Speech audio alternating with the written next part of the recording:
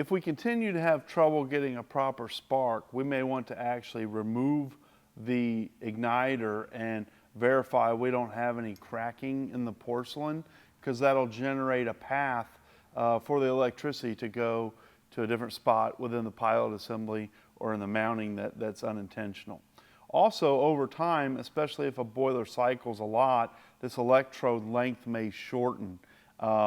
or we may get a new electrode and it might not be exactly right. So I found that these electrode adjustment tools, which are designed to really neatly fit on the electrode, give me the ability to very precisely bend or reshape the electrode as needed. We can do this job with